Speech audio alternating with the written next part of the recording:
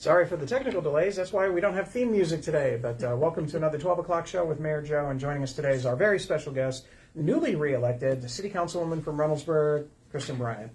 Welcome. Thank you, Joe. All right. We've got a lot of good things to talk about today. But as always, we want to appreciate it because you just had surgery recently. I did. All right. So you're now a bionic woman, correct? I've got a matching set of bionic knees. Okay. Second stage is going to be working on the ear because I can't hear anything. All right. Well, you hear, but whether it's one of those things you hear, but you don't if you listen. Yeah. I hear the things I want to hear. Yeah. It's always good for a politician to say that, but it's after the election, so I guess we're okay. Yeah. So just going to have some fun today. So we have a lot of fun things going on now. Obviously, we are back in council and we're live. Do you like being live in council chambers more, or did you like the Zoom?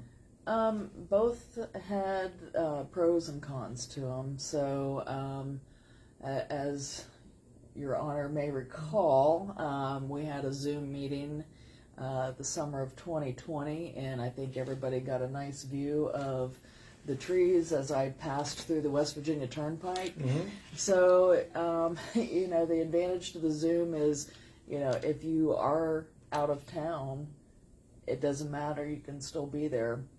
But I really do prefer, overall, I do prefer the live situations because I think it allows for better conversation among the council and other people in chambers. I think, once people are, there are a number of people that have felt comfortable in coming back, and so we've watched the audience grow a little bit. Mm-hmm. But yet, we are still dealing with a pandemic, so we do have to be mindful of where things are headed, and I think the plexiglass between the seats is a good start, and we are socially distanced in there. So, I think for us it's fine. I think for people coming in to view. It wouldn't hurt to have every other seat blocked off to allow for continued distancing. And it's not like we get, a full house. We don't have a lot of standing. We don't have a full house, for city council meetings. Sad but true.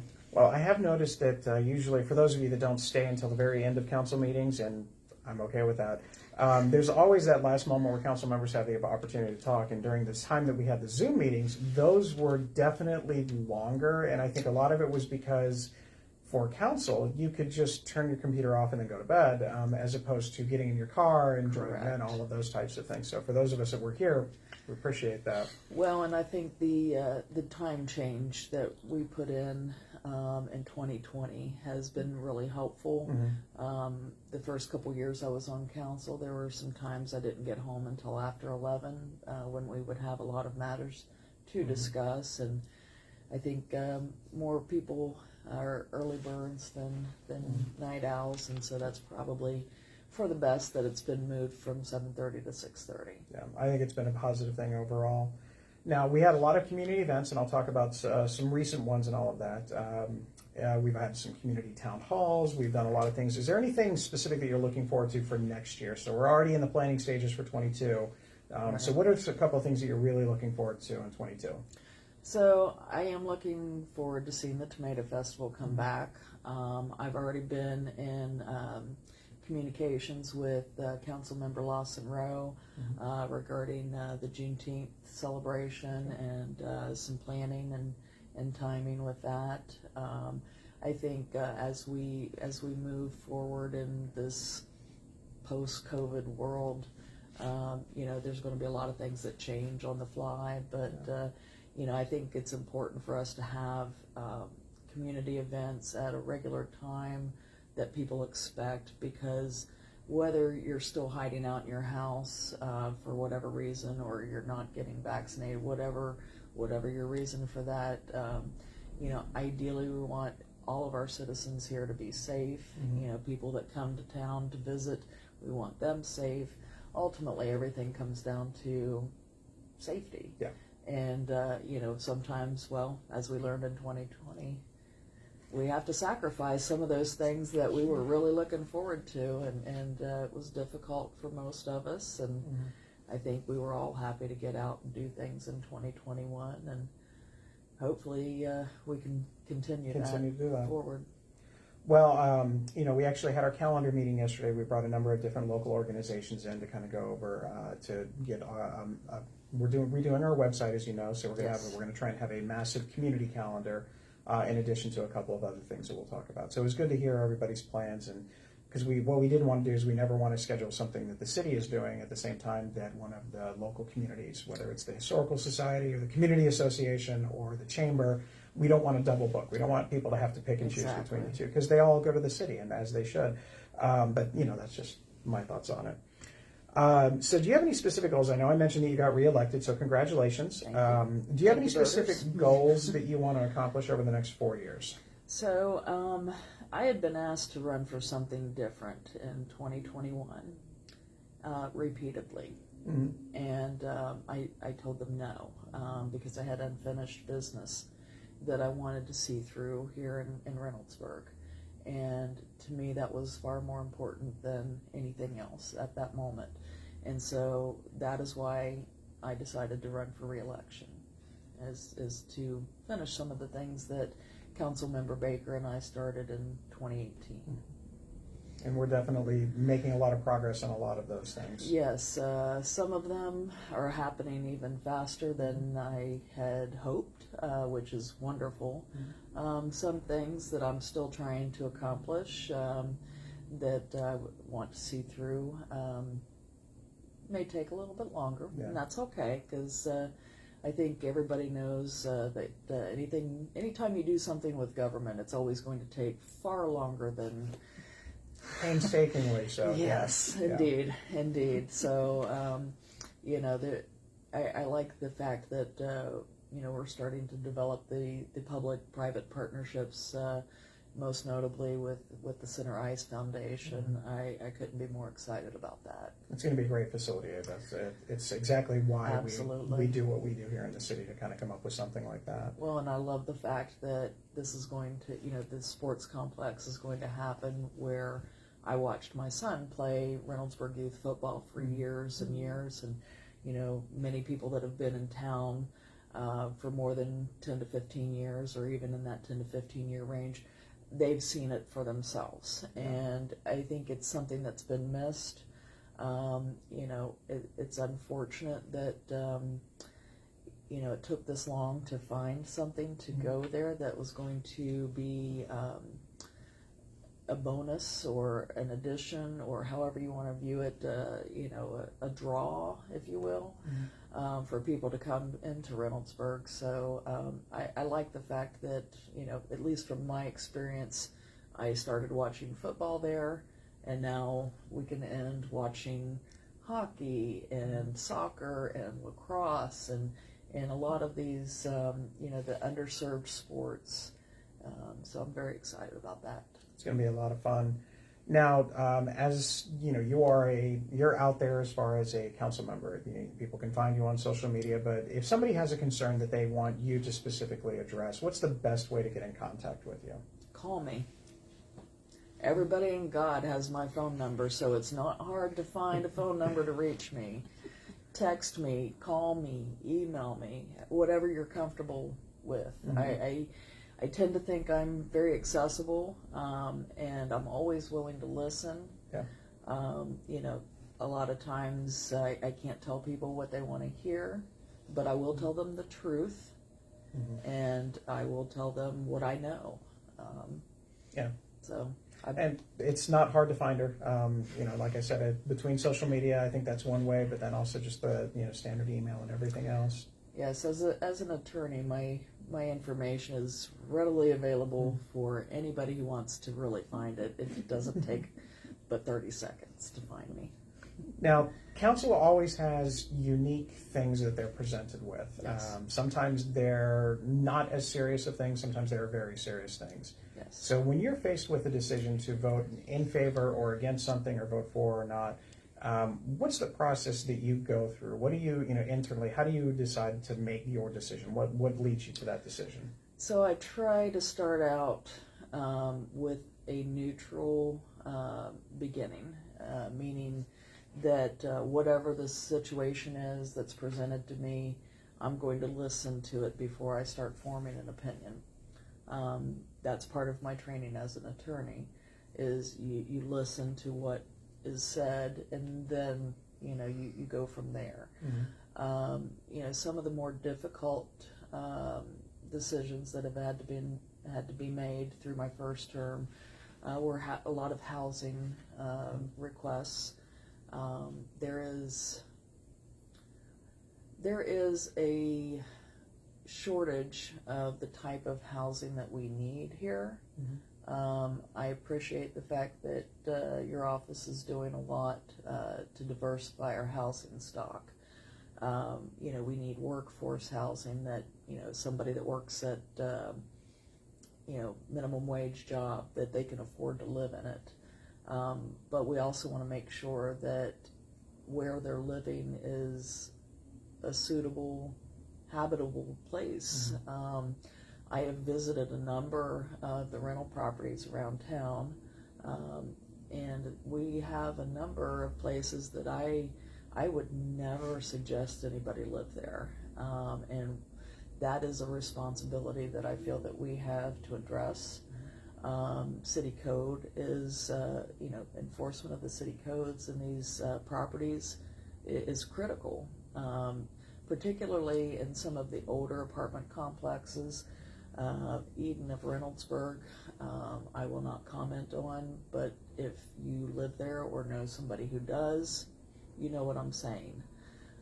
There are enough places around here that are not up to code. They are not suitable for people to live in, and they shouldn't have to settle for something like that. Everybody that works for a living should be able to put a roof over their head and food on the table. Yeah. Well, it's one of those things where from code enforcement we can do a lot with the exteriors, but it takes different sets of circumstances to, you know, bring attention to things that are happening on the inside.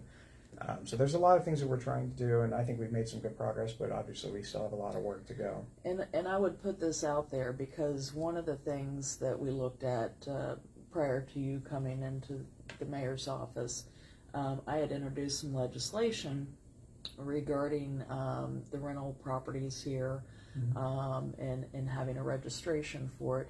And the need for that hasn't gone away, but we also don't want to put people in a position where they feel like they are required to open their doors. Yeah. And so with that, I will say, if you know, whoever is watching, or, you know, live or in Memorex mode, I'm old. I was going to say, no one, live or you just Memorex. lost a lot of people. I lost everybody. My big demographic viewers Yes. of people that would not get that reference. Look it up. Google it. It's there, I promise you. But I would tell you, if you are living in the city of Reynoldsburg in a rental property and you have problems with getting your maintenance issues addressed, you know, I've seen people where they've had their washer and dryer catch on fire, and the landlord says, not my problem. Mm-hmm. I've seen instances where you know, people have linoleum missing out of their bathroom floors, holes in ceilings and walls. Using their ovens to provide heat. Using their ovens to provide heat. I've been in, you know, to visit with clients where I see bugs crawling up the walls. And you know that nobody wants to live this way, but it's a matter of being able to afford where you live. And you should not have to live in an environment like that. Nobody should have to. Thank you for cleaning that up, because I know that's not what you were going to say. I appreciate that. I'm trying to exercise restraint. There you go.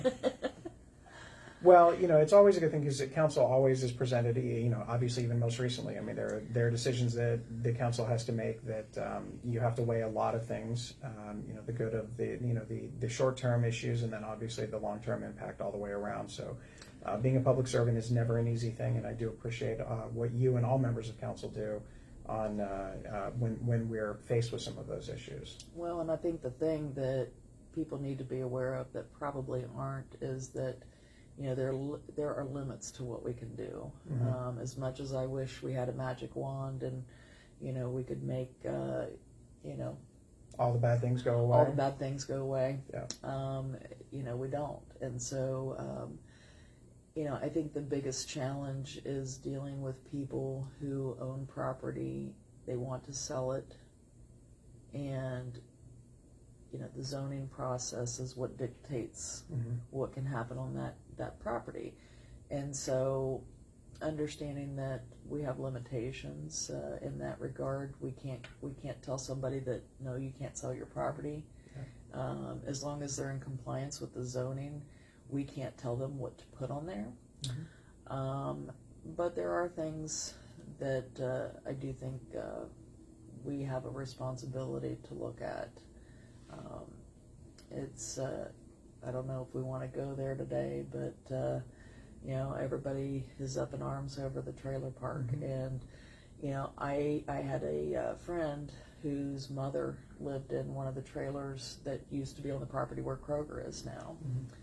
And they moved her trailer, and of course it was never the same once it was moved.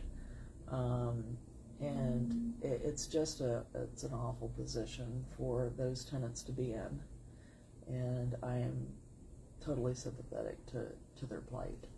That's one of the things we're trying to do, obviously, as I mentioned at council on Monday, is lining up services. So regardless of the outcome of whatever happens with the rezoning in general, that the residents will at least be presented with options. And that's I feel like that's a big step forward that maybe not everybody would have had otherwise, but giving them those options. That is our responsibility, to assist them as best we can, short of buying them new properties, which we cannot do.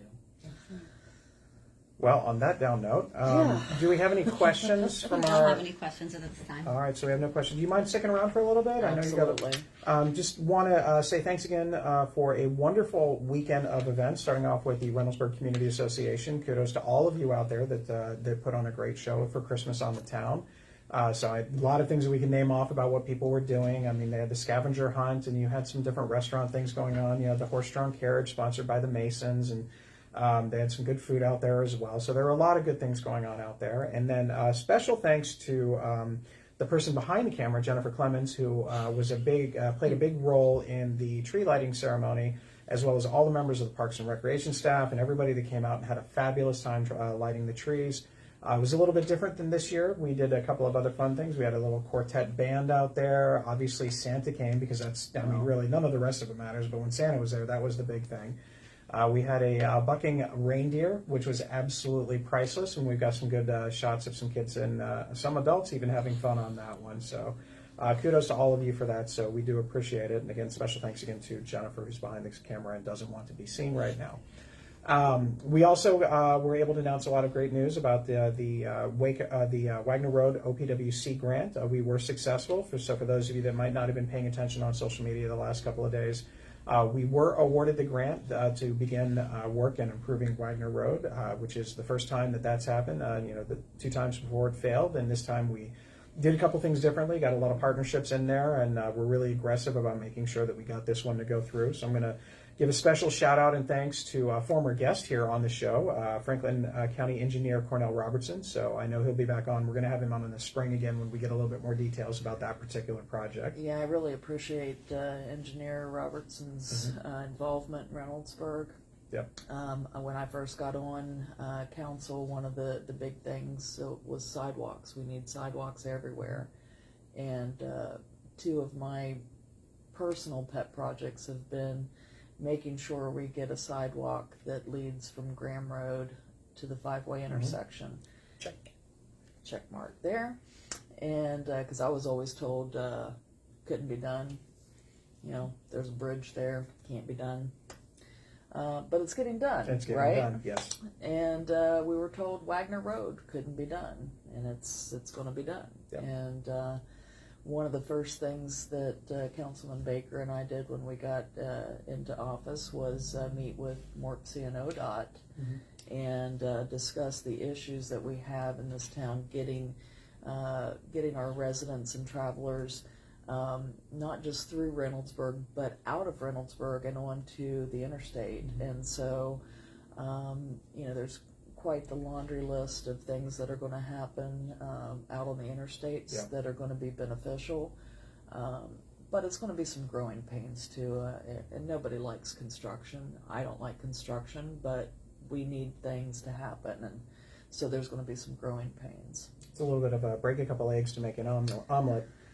Yes. Would also like to thank the Truro Township trustees for their financial contribution as well, of Dennis Nicodemus, Chris Long, and Pat Mahaffey. Again, without their support, I think that's just another piece to the puzzle that added to our application. MI Homes and their contribution as well, so that way that, because they're going to be a direct benefit for this thing, to have these great bike paths and ultimately Pine Quarry Park improvements.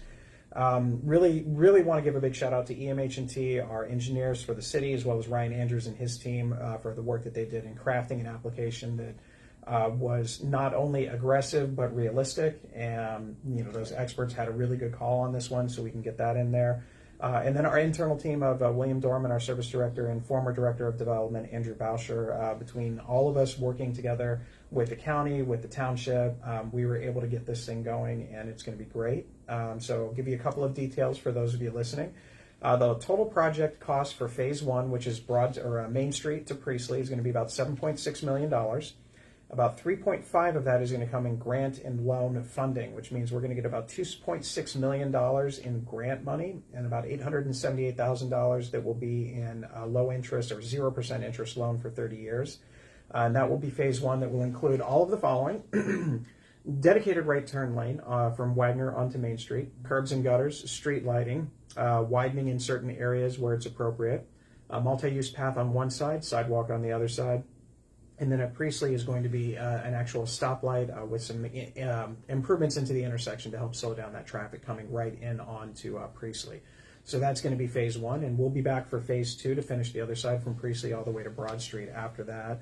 But it's a huge thing. And the other part of it, with our using all of the tools that the city has available, we're going to be using what they call TIF dollars, some of the property tax dollars from the new MI development.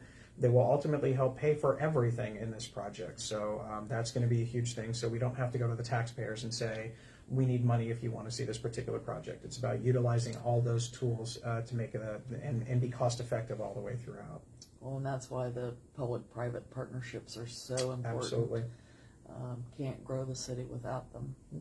Now, the timeline for those of you listening at home, survey work is already being done. So when we get that survey work and they actually start going through the mock-ups, then we're going to contact the individual property owners and talk with the property owners about how this is all going to look and make those arrangements all the way throughout. I would assume that depending on how quickly things go, obviously with the holidays, maybe a little bit, but I would say probably sometime in early spring, we'll start reaching out to some of the property owners and have a little bit more detailed idea of what's going in all of those particular places. But it's a huge thing. Another grant that we got is actually our SWACO grant. Reynoldsburg's major goal the next couple of years is to become a sustainable city. We had The Ohio State University present a pretty good portion at our last council meeting, 2 council meetings ago, about our sustainability programs. And then we got the official first brief of what the actual project is going to look like, and it actually has, not only does it say what you need to do, it actually gives suggestions on how to do it. So it's a great partnership with The Ohio State University. So we have them to come in and help us out with that. So that'll be an implementation not long after. But this SWACO grant plays a role into it because we're going to get better recycling containers in our parks. We're also going to be working really hard at the city to do some actual recycling. So we actually will have dedicated recycling throughout the city. We try and do a lot, but now it's going to make it a little bit easier. So again, we just anytime that we see grants out there, we're going to be going aggressive after them, and so far it's paying some great rewards. Do I have any questions so far? Not this time. Nothing. Okay. Guess I'm not that interesting. So far, it's okay. They're just thrilled with all the information we're I providing. know. Now, one thing that I do want to update everybody on the timeline, and this is a project that I know you were behind from the very beginning. It's our Bryce Park project. Yes. Bryce Park is right across the street from the current library, which I'll have news on in a few moments. This is going to happen. So right now we're working on all the logistical issues. For those of you that are unaware, there is a water retention area in that part that's actually in Reynoldsburg, but Columbus actually owns it. It's actually a very nice area that we're going to actually manicure and actually work with the city of Columbus as a partnership to make it a walkable, breathable, living park. So when the new library is finished, you can check out a book and go across the street and walk into the park and go on some bike paths and things of that nature as well. It'll be one of the only parks really on that side of town, on the west side of Reynoldsburg, and then basically that's the furthest east side of Columbus, so that'll be a great opportunity there. So we hope to have that kind of work starting this spring. So we'll let you know as soon as we start getting some designs and things like that. The library is right next door, so they had their release of information just a few weeks ago as far as what the library is going to look at, and there's going to be some more things coming up in the future. The two buildings, the current library and the building next to it, are scheduled to be demolished sometime in the spring. I would say February, March, weather depending. The books that are currently in the library are actually going to be moved to the shopping center right behind where the current library is, into the old Dollar General. So you'll actually have the books in there, so the services will continue. And then after that, those two buildings will be demolished and we'll begin construction on their new facility. That will also coincide with some other things going on as well. So we've always good things because, again, we also know how behind the library you were. And actually, I think between you and Councilman Baker, it was the two of you that really strenuously put the Reynoldsburg Library on their radar for getting improved. We'll go strenuously. We'll go strenuously.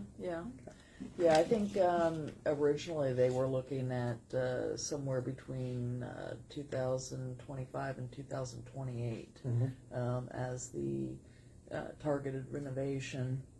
And Councilmember Baker and I went to one of their meetings with the library board, which incidentally occurred at the Reynoldsburg Library. So we were able to show them. You know, they rotate their meeting locations, and so it was just a stroke of luck that they happened to be scheduling a meeting here, and yeah, they did it to themselves. Yeah. You know, what else could we do but go and tell them we need a new library now? Absolutely. Any questions? All right. Yeah. It says, given that asphalt multi-use paths are easier and cheaper to maintain than concrete sidewalks, should the city plan for paths instead of sidewalks in new development projects? It's going to be kind of a combination for a lot of those things. Sidewalks are typically the standard, let's say, inside subdivisions, and then the bike paths are more about the connectivity throughout. So we know we're going to have a bike path from Taylor Road all the way really to the Wagner Road schools. That's part of the deal that we made with the West Licking Fire. So that's another thing. Kudos to Councilman Baker, who will be here next week, and we can talk about that. It's definitely a conversation to have. It's a question of maintenance, and then legitimately what the community wants, and then what's in the best interest of all things. So we want to have a little bit of stability from your concrete sidewalks, which a lot of residents do appreciate, but at the same time, we do want to have that multi-purpose path out there as well. That's it for right now. All right. Well, I was just going to say we need to tell the folks that are watching we've broken revenue records this year in income tax. Yes, we have. Yeah, we've done a really good job. Yeah, it was. It's a good thing. We, a year after COVID, you never know what's going to happen. But I think on the strength of close to 60 now, I think just over 60 businesses created since January of 2020. And kind of a resurgence in what's going on in Reynoldsburg. We've seen that. And what that means really for everybody else is that we're going to have a lot more funding to actually be able to, provide services to the community, whether it's road improvements, whether it's, the sidewalk plans that you're talking about. Those are the things we need to deal with. And obviously we all woke up this morning with a little layer of white snow on the ground, so we got to make sure that we have that taken care of as well. So we're very proud of it. We have... The city gets paid, in essence, twice a month. We get a check on the 1st and the 15th, which is always a fun thing. So we have one more to go. So we want to see, not only we're about $1.5 million over the record right now with the previous record. So we want to see if we can extend that. And that gives us a goal for 22 that's the next record that we want to follow. We want to keep pushing that envelope and bringing that revenue in for the job creation. So that way, people can live in our community, they can work in our community, and with all the parks and everything else going on, they can play in our community. Exactly. So it's going to be a good thing. And a lot of questions come in. All right. So one of them is are there any money's going to be allocated for neighborhood roads? Oh yeah, absolutely. We actually spent about $4.5 million on neighborhood roads, and then you throw a whole bunch of other stuff into it as well throughout the entire community. We do have our roads program that's actually being engineered out right now. I don't have all the roads right off the top of my list. I know one of them, which is the more expensive one, is Taylor Road Southwest. So that area in front of the Walmart, the 256 interchange, I know that is one that's there. And I can't recall the roads right off the top of my head, but I can get a list and we can put that in there. But yes, absolutely, neighborhood roads are a focus. I think the Taylor Road Southwest is the biggest road this time. I think everything else is just primarily dedicated to, neighborhood streets. While there's a lot of roads in Reynoldsburg where they're the worst streets in Reynoldsburg, and we completely understand that, we do try and spread it out so it's not all in one part of town. So we spread it out all the way throughout all the different wards. Yeah, I think that's, spreading the wealth is important, but also being aware that the older sections of town that are predominantly in Franklin County have roads that are in worse condition. East Shire is one of those areas. Brookside, there's a number of neighborhoods that I know people are very anxious to have their streets fixed. Yeah, our goal ultimately is to have basically a 2 to 3 year window of what roads are going to be done. So I'll make sure and have that next week. So tune in next week, or you can kind of go back and listen to what some of the roads are. I just can't remember them all. I know Broadwind is one of them, which would be everything west of Graham. So I know that Broadwind stretch from Graham to Jackson. That is one area that definitely needs improvement. So we know that's going to happen. That's just one that pops to my head. So. Well, and I think it's also important for newer residents to understand that infrastructure improvements were on hold for approximately 15 years. I think when you look back, and so. We're playing catch up in a lot of places, and I've met people who've lived in Reynoldsburg for 20, 30, never had their roads paved. 40 years, and never had their roads paved. Yeah, exactly, and so that should never be the case. If you've lived here for 25 years, I think your road needs fixed at least once every 25 years. At a minimum. Yeah, usually that's when we've talked with our service director, who's instituted not only basically a new roads program, but has also instituted maintenance. So the roads that have been recently done continuously get that maintenance, so we can extend that road life from 20 to 25 years and things like that. So that's a good thing that'll help kind of provide that longevity.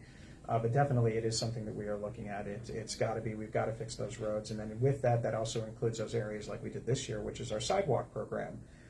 That was a big thing this year that helped improve some of the sidewalks that are out there. Because while they are the idea is they are the responsibility of the homeowners, but the reality of it sometimes is that it's kind of like the Costco Sam's Club version of things. If we're already there working on roads and curbs and gutters, then we probably get a better deal financially for the residents and for the city to do those sidewalk repairs at that point in time at the same time. So those are very important things. Well, and the unforgotten piece of infrastructure is the water and sewer beneath our roads, and everybody's seen what has happened in the last 10 years with our water supply.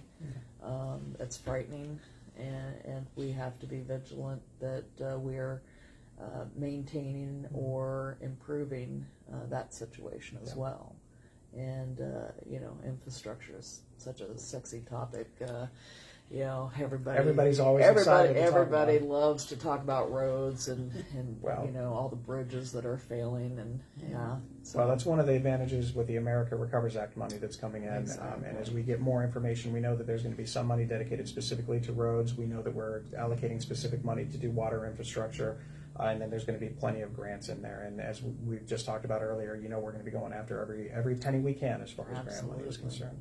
What's the next one? And you said you had a couple. Yep. Any plans to put sidewalks along Palmer Road? That's going to be up to, this happened, this was a discussion that was before I was mayor, but you were on council at the time. Yeah. I know that's something that was always looked at, but I believe that a lot of the community members provided a lot of resistance to that, as I recall. Yeah, there was some debate. A number of residents that live on Palmer came in to express their concerns. I know there was some conversation about whether it should be a 4-foot wide sidewalk or if it should be an 8-foot wide walking and bike path. And I think the plans that were in place at that time infringed upon the property of many of those people that lived on there, which was a source of, some resistance that, understandably nobody wants a piece of their property taken from them. But I think we're creative. Yeah. There's always a solution. For every problem, there's a solution. Maybe we haven't figured it out yet, but I think that if residents along Palmer Road would like to see sidewalks and or a bike path. I think it might be beneficial for a group of them to maybe come in And to let a us- council yeah. meeting, or to meet with Mayor Joe and say, this is something that we want to revisit. Has there been any recent discussion on adding an entrance/exit to the Wagner schools?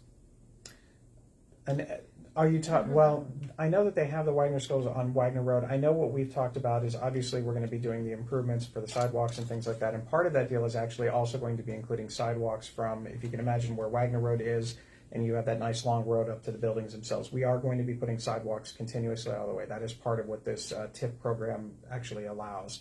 Reynoldsburg City School Board member Robert Barg and I talked about that, and he was insistent, let's make sure that we get all of this TIP dollars to work for us, so we can extend that as well in there. So, and now if it's something specific more about an additional entrance somewhere, I don't think there's anywhere, because you've got the neighborhood right behind it, so you can't go that way, and I don't really know if there's any other way for them to get another entrance or exit, but hopefully when we redo Wagner, we'll actually put dedicated stoplights out there so they're not just the random timing ones. Okay. Okay. As most of you are aware, local waste is now currently dropping off the large trash receptacles all the way throughout this week. So if you haven't gotten yours yet, you will. I did learn yesterday, we had a couple of concerns. One of them was, when you try and shut the lid, it doesn't always kind of shut flush right away. Part of that is the way that they do. So imagine, you stack them all together and you put them in, and then those lids just kind of get bent out of shape.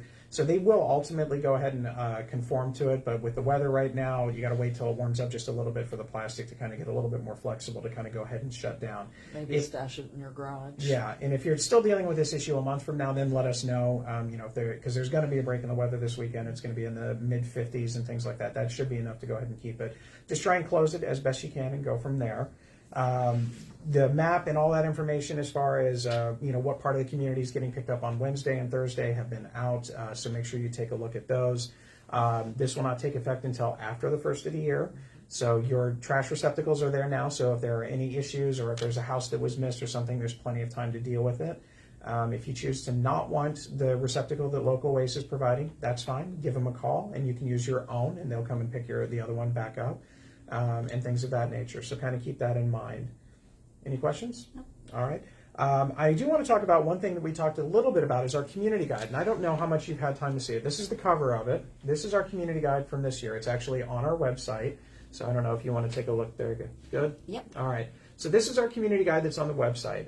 This is something that we developed over the summer to kind of give an idea of what Reynoldsburg has to offer. And so we are in the stages right now after a meeting yesterday to kind of identify a lot of the dates that we're going to be able to not only have this online, but next year we're actually going to publish it. And we're going to mail it to everybody in Reynoldsburg.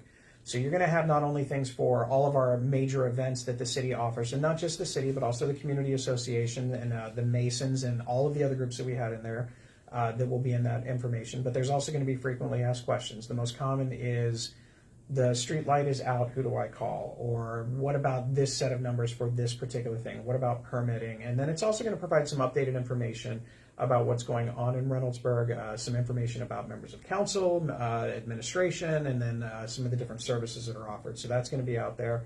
And I'll have listings of community resources as well. Not only will we have them mailed out to everybody in Reynoldsburg, we will also have them so if new residents come to Reynoldsburg and when they come and turn on their water, they will actually get their packet at that point in time as well. So those are things that we're really excited about. This was actually part of a partnership with Morpsey. We had an intern in here last year that worked with Jennifer, and she actually helped design the template for everything. So she got all the hard work done, and now for us it's just kind of plugging and changing some dates and things like that. So we're really excited about that. Because a lot of times not everybody, and I don't know why, not everybody watches the 12 o'clock show I don't every know why. single week. I don't know why they wouldn't. Yes, neither do I, but apparently sometimes that happens. So you want to make sure that we get that information out there for those that might not necessarily be following the city of Reynoldsburg on Facebook. Also with our website, hopefully we're going to be able to broadcast through our website just as well, and that'll help things as well. So we got another question? We did, and this is to verify for residents. Will we still use the blue recycle bins that we all currently have? Absolutely, yes. We're still going to recycle. It'll still be the same thing. So keep those blue recycle bins all the way across. Absolutely. That's a really good question. That's it. All right, so we do have a couple of things for updates on development. So always when you're here, I know that's one of the things you always ask about is, all right, what's coming? All right, so the Happy Dragon is slowly moving its way to get through everything.